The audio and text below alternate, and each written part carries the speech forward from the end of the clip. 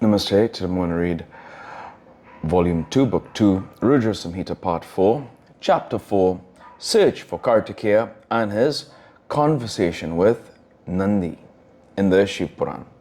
Vakratunda Mahakaya Suryakoti Samaprapra Nida Veganam Kuriveda Sarvakaya Susharvada Umekadantai Vinyo Vakratuntai Tono Danti Prachoda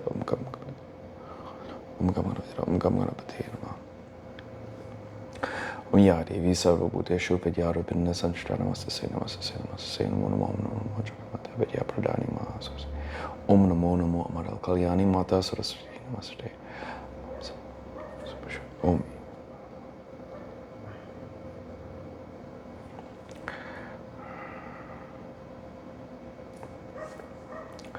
Hari Om Guru Brahma Guru Vishnu Guru Deva Guru Sakshat Guru Venu Hari Om Tat Sat.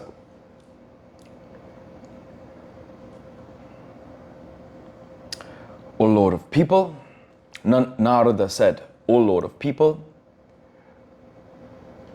O Brahma, O Lord of gods, what happened after that? Narrated to me kindly, besides the description of Shiva's sports. Brahma said, O sage, after the son of Shiva had been taken over by the Kritikas, some time elapsed, but the daughter of Himavat had no knowledge of the same. Meanwhile, Parvati, beaming with her lotus-like face, told her husband Shiva, the Lord of the gods. Parvati said, O Lord of the gods, listen to my auspicious words. O Lord, you have been attained by me, thanks to my previous merits. Although you are the most excellent among the yogins, O Lord, you became desirous of dalliance. But my dalliance with you was interrupted in the middle by the gods. O Lord, your semen fell on the ground and not in my womb. Where did it go? Among the gods, by whom could it have been concealed? O Lord, infallible in your semen, how can it be fruitless? Or has it developed into a child somewhere? Brahma said, O great sage, on hearing the words of Parvati, the Lord of the universe called the gods and the sages and laughingly said to them, Lord Shiva said, O gods, listen to my words. Has Parvati's statement been heard by you? Where has my unfailing semen gone? By whom has it been concealed? If he, out of fear, falls at my feet quickly, he may not be punished. If a king competent enough does not rule firmly, he will be harassed by the subjects. He cannot be a protector. Brahma said on hearing the words of Shiva, and after consulting one another, they replied one by one. They were so afraid of the great Lord. Vishnu said, let those who have concealed your semen incur the sins of those who utter lies, of those who outrage the modesty of preceptor's wife, and of those who are engaged in insulting the preceptor always. Brahma said, let him who has concealed your semen anywhere in the holy centers of Bharata be debarred from the privilege of serving or worshipping you. The guardians of the quarter said, let him who has concealed your semen suffer continuously from the pang as a result of that sinful action. The god said, let him who has concealed your semen incur the sin of that stupid person who does not fulfill the promise he himself has made. The wives of the gods said, let her who has concealed your semen be deprived of mother and kinsmen and incur the sin of those base women who hate their husband and carry on an affair with another man. Brahma said on hearing the words of the gods, Shiva, the Lord of the gods, threatened Dharma and others, the cosmic witnesses of all activities.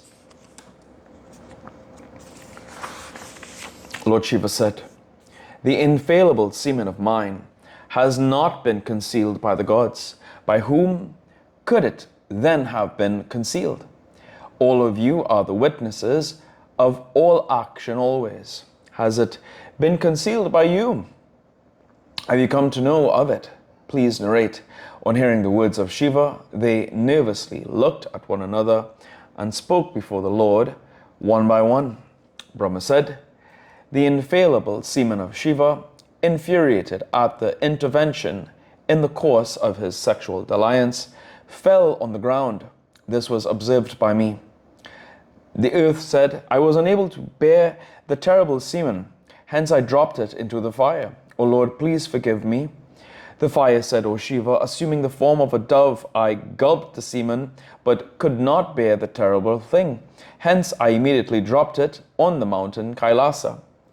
The mountain said, O Lord of the worlds, I too was unable to bear the terrible thing.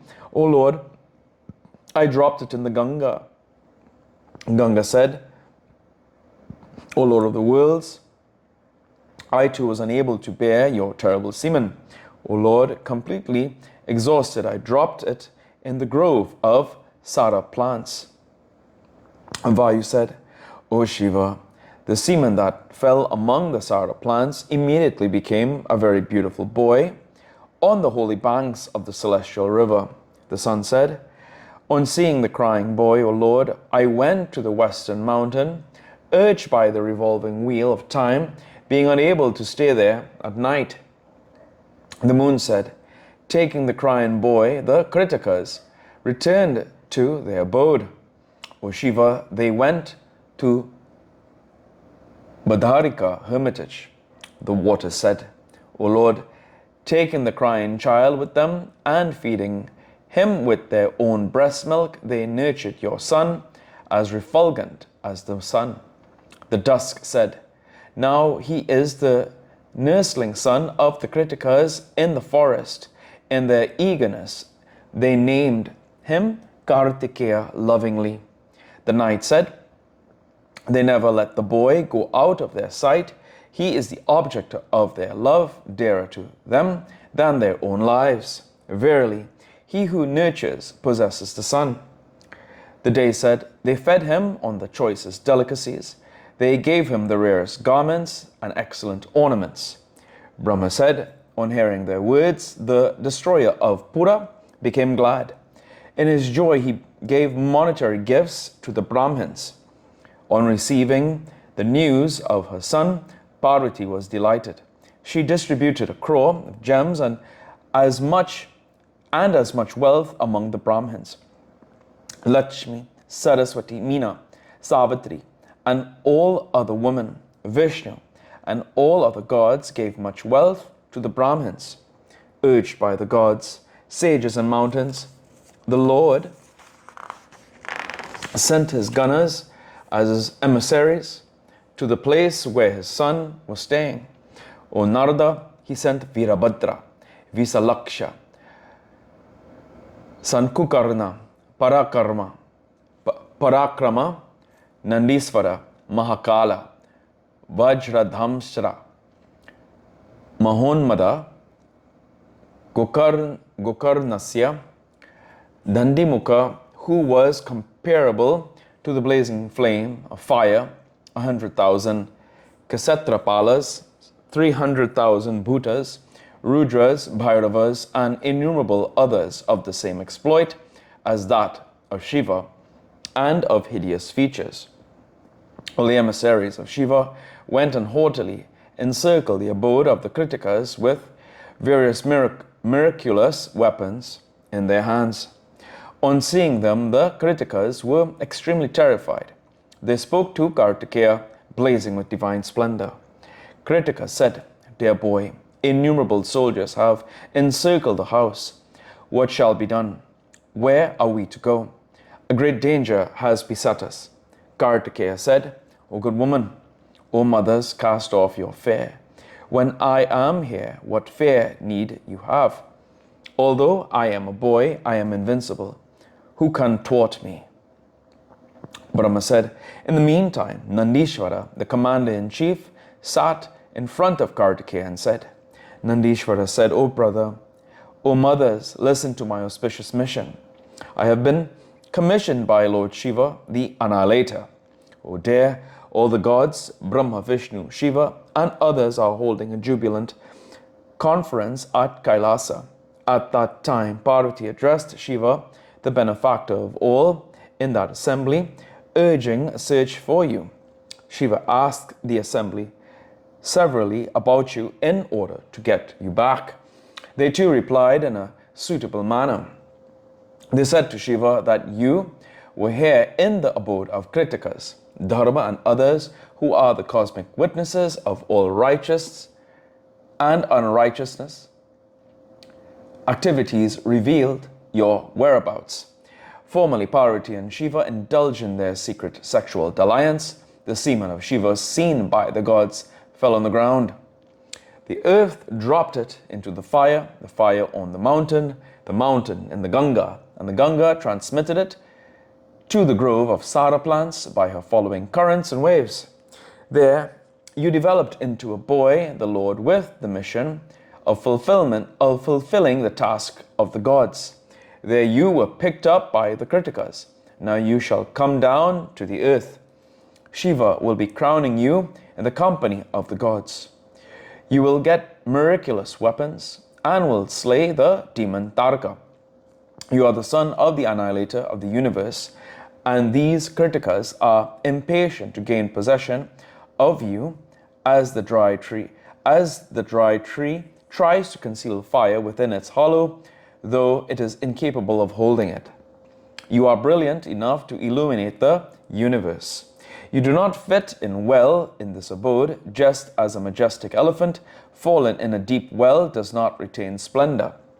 You shall shed splendor if your brilliance is not hidden, just as the sun illuminates the world only when it is not hidden by the cloud. In the matter of omnipresence in the universe, you alone are Vishnu, or Shiva's son. The all-pervading sky is not pervaded by anything else. A yogin is not entangled in the activities of nurturing himself. The soul is not involved in the physical activities. You are the creator of the universe. You are the Lord. Your place is not among these. You are a mass of attributes and splendor as the soul of a yogin.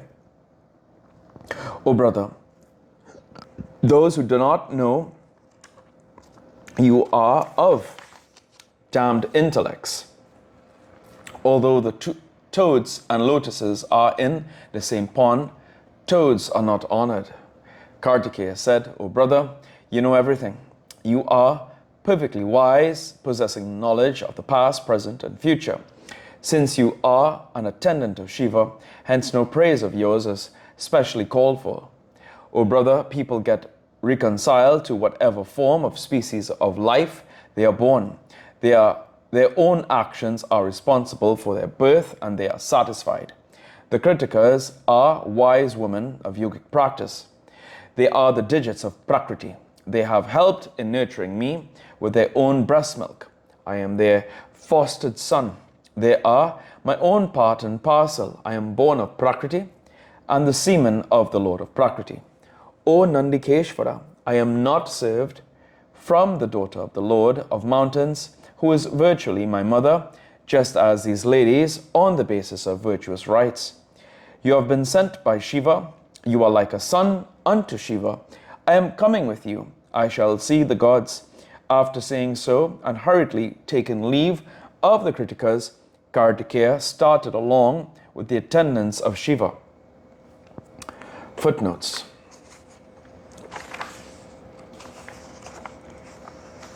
(138). That's pertaining to... 1 second.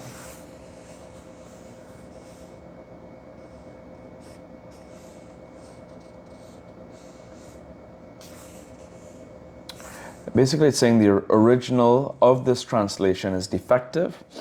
I'm just trying to find what 138 is to...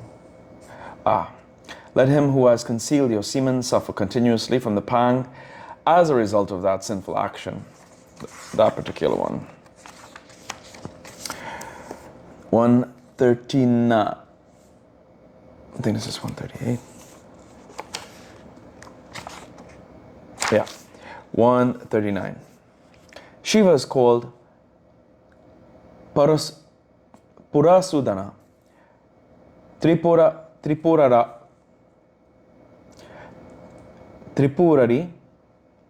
or Purari, the slayer of Pura, for he destroyed Bana, who was called Tripurasura because he had received in gift 3 cities from Shiva, Brahma, and Vishnu.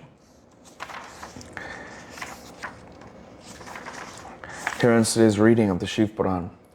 Om Prabhu Prananatam Vibhum Veshwanatam Jagannatanatam Sarantabhajan Bhutipatam Veshwaram Bhutanatam Shivam Shankaram Shammeshanamidevam Kapura Garum Karanavrataram Sansara Saram Bhujagendra Hadam Sada Vasantam Nidar Vinde Bhavam Bhavami Saitam Namami Om Namo Parvati Pate Hara Madhivakishe